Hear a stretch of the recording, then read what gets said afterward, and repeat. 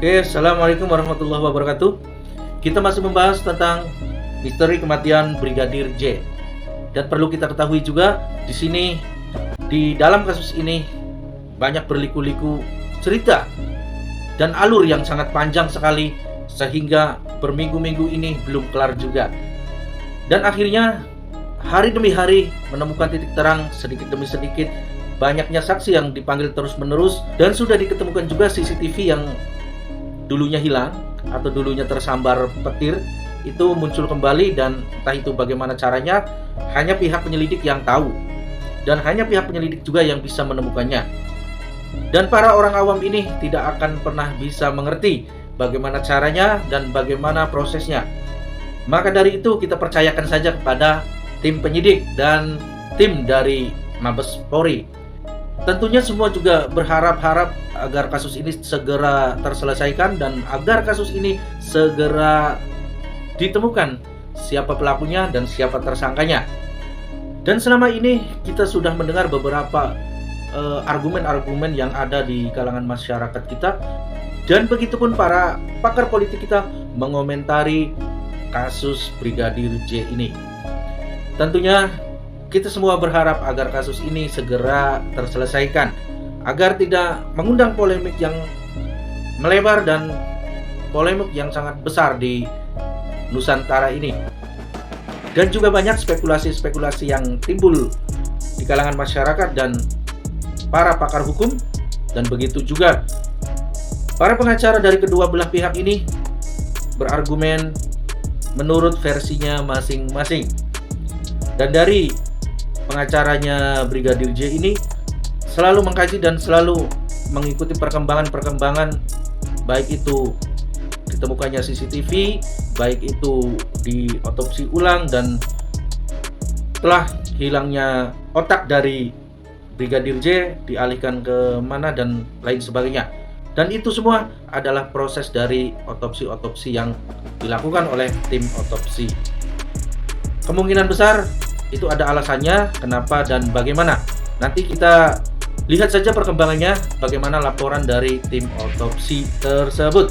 Dan kita lihat juga dari pengacara Baradae ini menyimpulkan bahwa Baradae ini layak dikatakan sebagai pahlawan.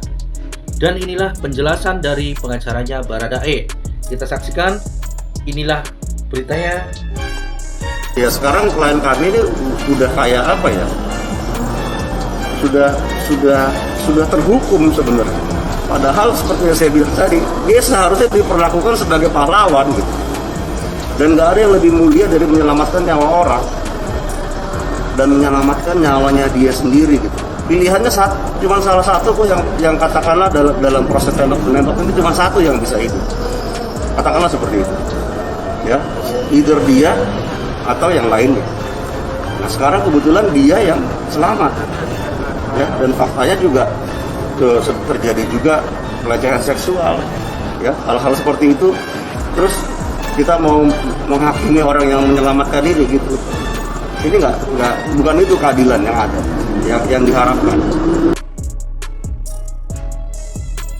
Oke, itulah penjelasan dari tim kuasa hukum dari Baradae. Dan banyak sekali harapan-harapan dari masyarakat, baik itu masyarakat bawah dan para kalangan politik dan para pejabat juga. Terutama yang paling kita soroti adalah desakan dari Bapak Presiden Jokowi. Beliau sudah 2 kali untuk meminta agar Polri dan penyidik segera selesaikan permasalahan ini agar tidak berlarut-larut, sehingga kepercayaan dari masyarakat terhadap kinerja kepolisian ini akan membaik, dan tentunya masyarakat juga akan mengapresiasi kinerja dari kepolisian dan para penegak hukum lainnya. Maka tidak sedikit juga masyarakat yang mengeluh-eluhkan bahwa Bapak Jokowi harus turun tangan dan harus segera menyelesaikan permasalahan ini agar tidak berlarut-larut dan tidak berkepanjangan. Pada dasarnya, semua masyarakat ini selalu ingin keadilan, berpihak pada kebenaran. Dan karena kasus ini sangat pelik sekali, sehingga tim dari kepolisian ini sangat kesulitan untuk mengungkap kebenaran dari sebuah kasus Brigadir J ini. Dan kita juga harus selalu mendukung kinerja dari tim sus ini, agar ketika mereka bekerja ini bisa semangat dan bisa kerja dengan secara profesional. Di samping itu, masyarakat juga bisa mengawal proses-prosesnya.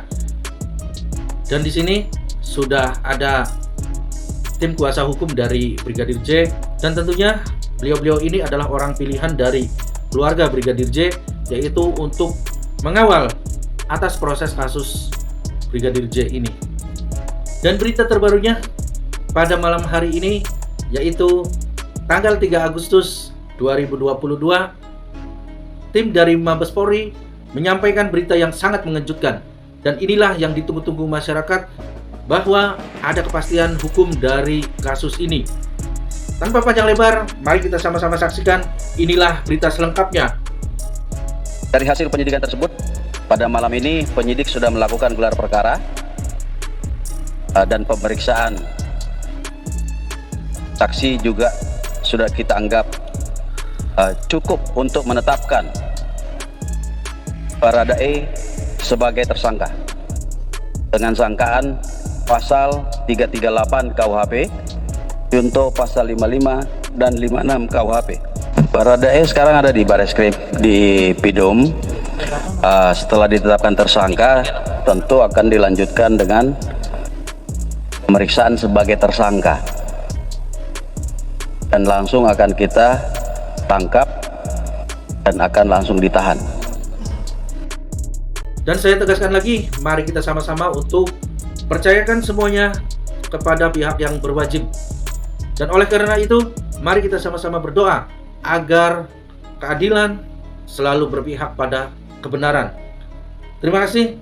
Wassalamualaikum warahmatullahi wabarakatuh.